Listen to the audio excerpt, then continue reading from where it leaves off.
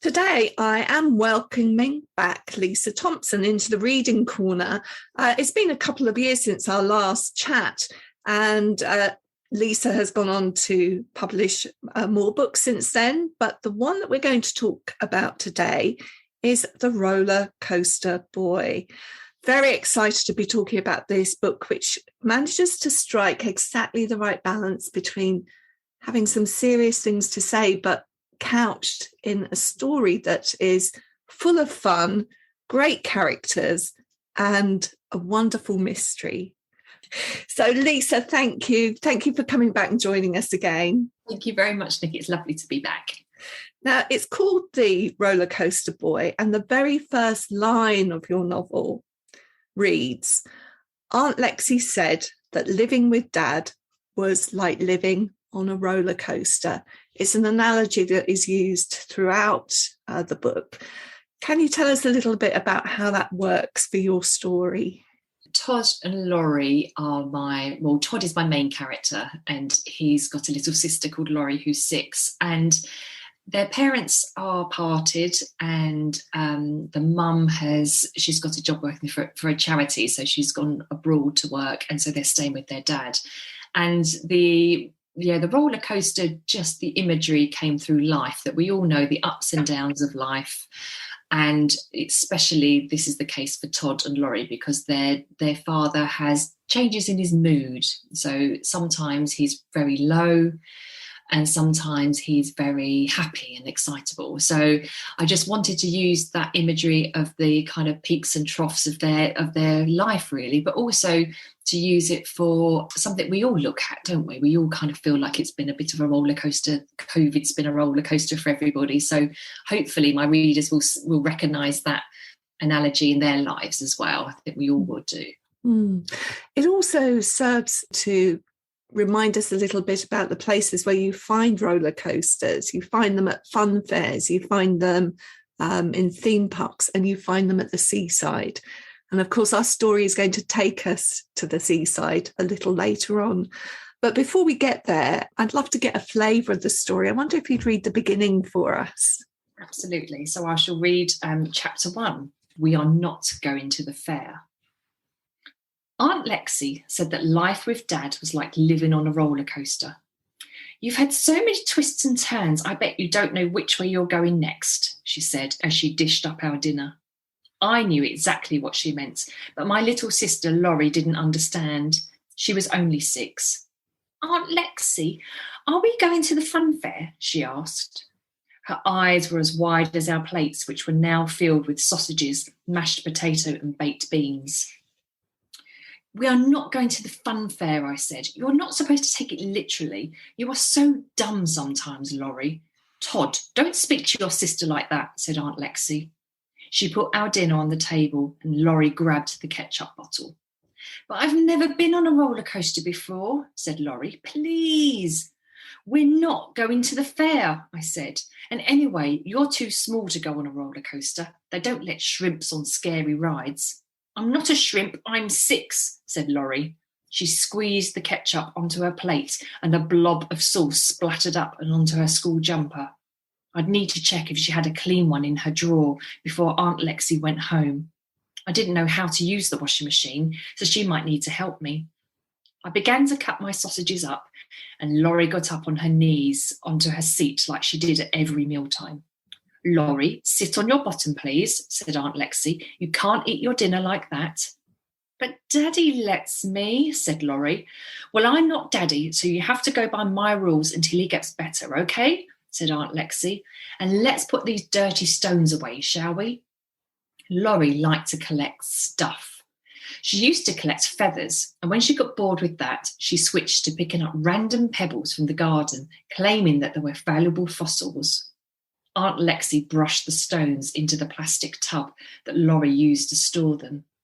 On the lid, in black felt pen, she had written, "My precious fossils." I poked at the mashed potato with my fork. There was lumps in it. I opened my mouth to say something, but closed it again when I saw how tired Aunt Lexi looked.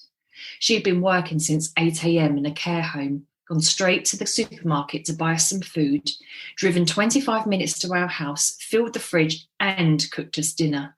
Now probably wasn't a good time to complain about lumpy mash.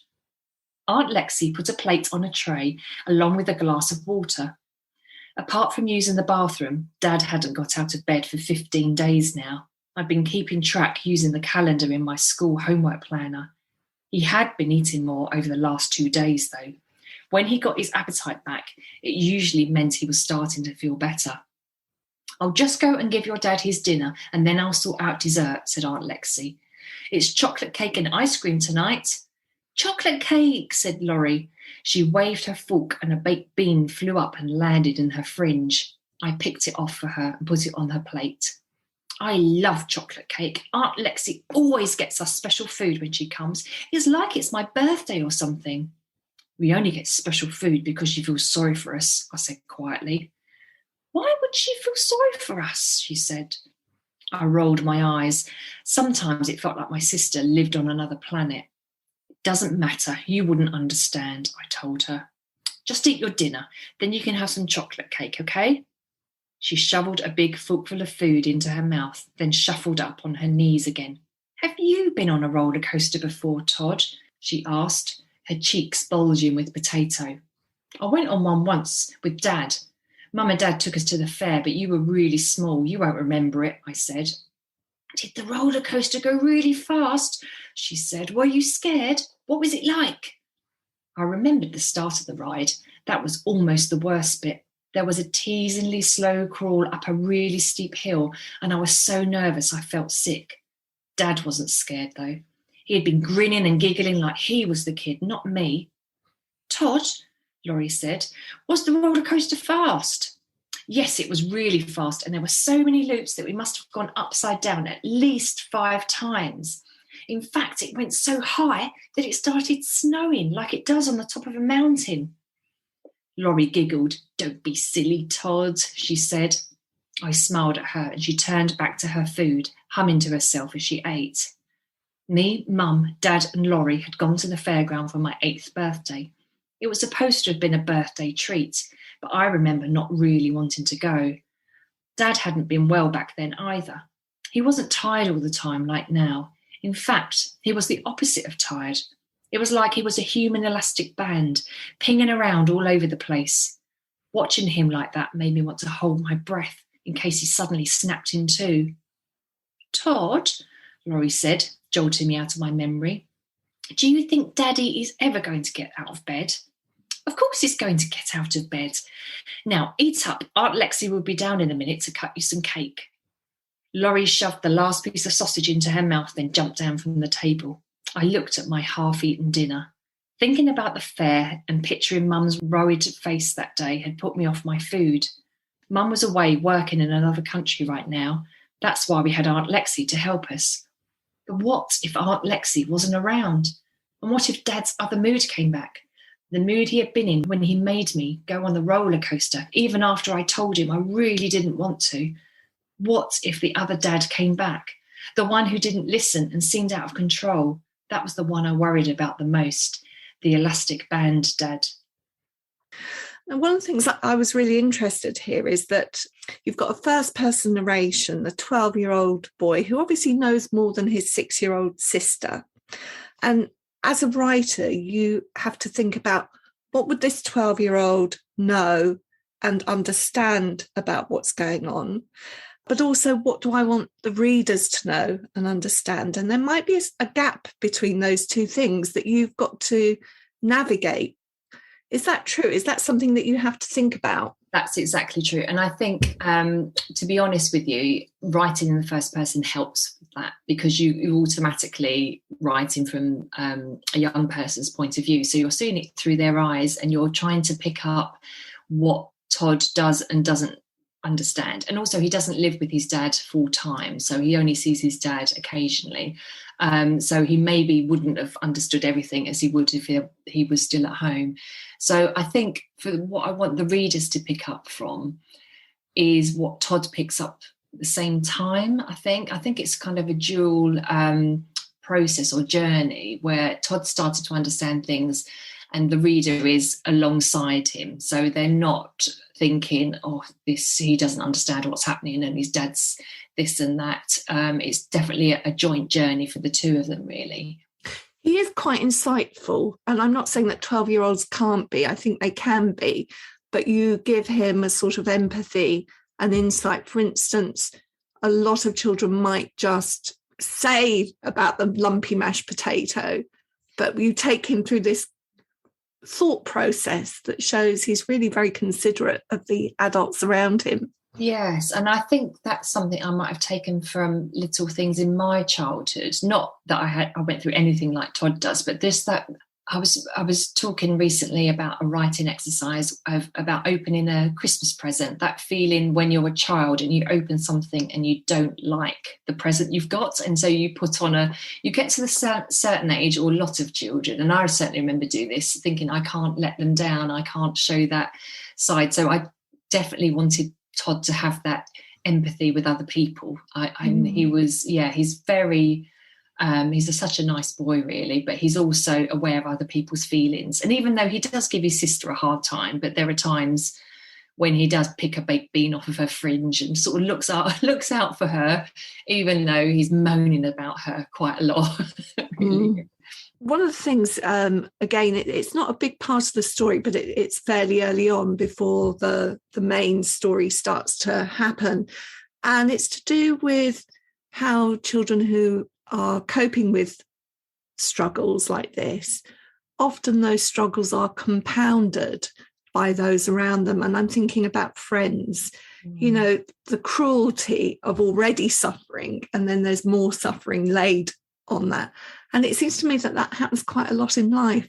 Children that are going through tough times don't necessarily get it made more easy for them by those around them. No, you're absolutely right. And I think, unfortunately, that's life, isn't it, really? But what I do try to do in my books is that, so Todd's upset with his friends. He's got two friends, or one friend who's going off with another friend, which is a very common scenario, isn't it, really? And he's kind of heartbroken. And towards the end, he realises who are the good friends, that he makes more friends as the book goes along, and he realises what good people they are and what good friends they are. So there's a bit of a lesson in there. Very hard to swallow when you're feeling rejected and you feel like you haven't got anyone to talk to who are supposed to be your friends. So I did want to touch on that, but also show that Todd, he's sort of he's trying to be a nice person and to be a good friend to his old friend, and trying to fit in, really, which is very much that age group, isn't it? I think when I write for the sort of 8 to 13-year-olds, roughly, and most of my characters are 12, and it's just that fitting in of, you're in a high school, you're suddenly all your younger peers have changed or gone off with different people, and you're finding your way. So I think we all remember that feeling. It's tough. It's a tough world to negotiate, really. Something else to say about Todd's personality and his characteristics. He's very capable, and we shouldn't equate capability with responsibility, but he feels responsible. And again, this is something that I think happens to children who appear to be capable on the outside. It masks the fact that they are children still. Yes. And he is really, he's even looking at his dad's medicine to make sure that he's taken it. But when it comes to the crunch and he realizes his dad isn't taking it, he doesn't know what to do. He's a child. He's a child, yes. And I think the way I dealt with that is that the tablets almost say, keep out of the reach of children. And it's almost an acknowledgement that he's young and he doesn't also want to upset his dad. I think there's that fear of your parents or your teachers or whoever the adults are in your life. They're the responsible ones, and they're the ones who should be looking after you and in control. And maybe Todd doesn't want to confront his dad, because then he's questioning his dad's position in his family, really, I guess. Or worry his mum. I think there's another, because his mum is working abroad, and he doesn't want to worry her and tell her what's going on as well. So yeah, it's finding or upset Aunt Lexi. So he's really caught in the middle of everybody, really. There are lots of text messages that are almost sent and then changed at the last minute. So Dad doesn't, this is fairly early on in the story, Dad doesn't take his medicine and he goes into a sort of manic period and gets very excited about the idea of taking the children on holiday to a hotel called the Paradise, where he was once happy with Todd's mum. And he's so excited about this grand hotel. You know, it sounds like 5-star plus. It's not quite what it seems. And it reminded me of a lot of those faded seaside towns that we have. You know, the hotels were larger than large because that's where everybody went for holidays. And it's like a character in this story. It's wonderful. Tell us a little bit about the hotel. Yeah, so it's completely that. It's completely inspired by those old triple-storey big hotels I saw as a child on various England seafronts. And yeah, this one, like many, I'm sure, has really lost a lot of its business, and it's very run down, but it's full of character. It's a beautiful historical building, and when they arrive, it's just not as they expected. So there's barely any guests there. They turn up and there are some guests leaving who aren't particularly happy. The smell of burning toast. I wanted something to kind of impact the reader, but things aren't quite going well. And Scout is the daughter of the owner, and she is absolutely passionate about this hotel. It's her home. It's something she loves. It's been in the family for a long time, and her mum are just really struggling to keep it going. And it was wonderful to write, so like the flickering light bulbs and the lift that doesn't work, and really occasionally the electricity goes off. And so I really wanted to get that image of this building as being a big central part of the book, really. Scout is a brilliant character, and I was immediately put in mind of that other literary Scout from To Kill a Mockingbird. And as I was reading, I thought this must have been in your mind, but I don't know, was it? It was really. So Scout is she has strong feelings about what she believes in, and saving the hotel being one. And she's a strong character. So, and I love the name Scout. And I remember reading To Kill a Mockingbird in high school, and she's a character that's probably stuck in all of our minds, isn't she? So yes, she's definitely a homage to that character. Yes. Now, I don't want to take everybody too far into the mystery, but we can probably say what is at the heart of the mystery. It feels a little bit Agatha Christie-esque. It does, yes. So while they're kind of wandering around the hotel, so there's Scout, and there's a boy called Patrick who's also staying there with his businessman father, and then Laurie and Todd. And Scout tells them about a mysterious occurrence that happened in the 1950s. They had a mystery writer staying in the hotel, and she vanished from room 42. So the room was locked from the outside, and she'd had a cup of cocoa delivered at 10 o'clock at night, and then the next morning she wasn't there. And it was kind of a story that there was some interest back then, and people have forgotten about it now. So they decide to try and find out what happened to this author. And yes, she's very much kind of loosely based on Agatha Christie, who also went missing for a while. I think she just disappeared, and then it turned out she was absolutely fine staying in a hotel somewhere on the other side of the country, wasn't she, I believe? Yes. Yeah. There are two other characters that we haven't talked about, and they do have an instrumental role to play, although they don't seem very pleasant at the beginning. Tell us about the businessman and his son, Patrick. So Roland and Patrick were a joy to write. And Patrick has kind of followed his dad to this hotel. His dad's a big, relatively successful businessman. And he's quite an aggressive man. And he kicks Patrick out of their hotel room. Well, it's a suite. He's insisted on calling it a hotel suite while he has business calls. And Patrick's kind of left to fend for himself. So Patrick, to start with, doesn't really show much interest in you can tell that he's copying the way that his dad talks. And I think the less time that he spends with his dad, he seems to take on more of the person he really is. He's very funny. He's clever. He sort of spots some things about the mystery they're trying to solve before anybody else does. And the friendship between those children really does grow as the book goes on. And he sort of transforms himself. And so does his dad as well, to be honest. I think Roland never quite goes to be the nice, lovely person we hope, but he does start to see things a little bit differently towards the end as well. As far as the writing process is concerned, because you've had the opportunity to reflect on that over the past couple of years, can I just ask you what sorts of things you've discovered?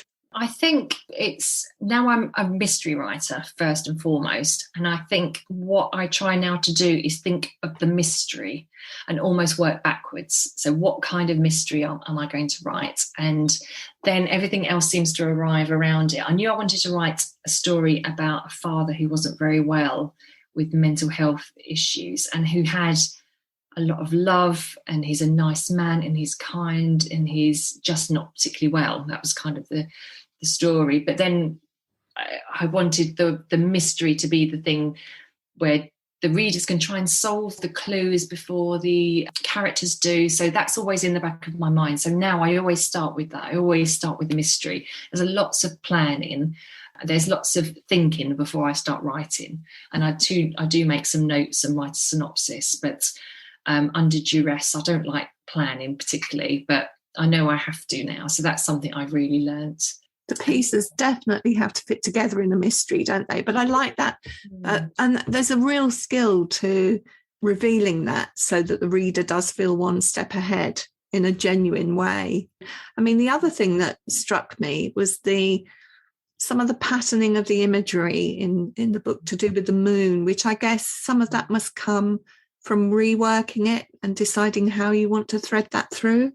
Yes, exactly. Yes. And I think a lot of the good kind of clever parts of writing come through the editing, like you're saying, the reworking, and you start to see the imagery after the first draft, really. So we have lots of references to the moon. So I think the passage I read had the roller coaster going as high as the moon, and then one of the rooms is called the Lunar Suite, and there's a suspicious character staying in the hotel, which was lovely to write, who may or may not be a werewolf. That kind of thing doesn't happen in the first draft by any means. It's definitely something that you can play on more through editing, and you suddenly spot these things. Oh, fantastic. And a lot of the time it's just coincidental, and you think, wonderful, that works because of this part and that part. So and then you just try and bring it a bit more to the forefront so that it's clearer.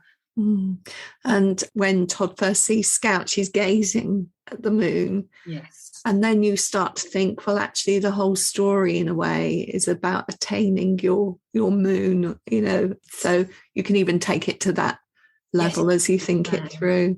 Yes, yeah, exactly. And I think there's definitely that imagery and with the roller coaster as well, that it might not be the crux of the story, but it helps to set the tone and to create the colours and colour and texture, that's it. Yeah, perfect. Yeah, it is an absolutely super read. I have to say, I mean, I love all of your books, and I feel a bit disloyal to the others if I say that so far it's my favourite.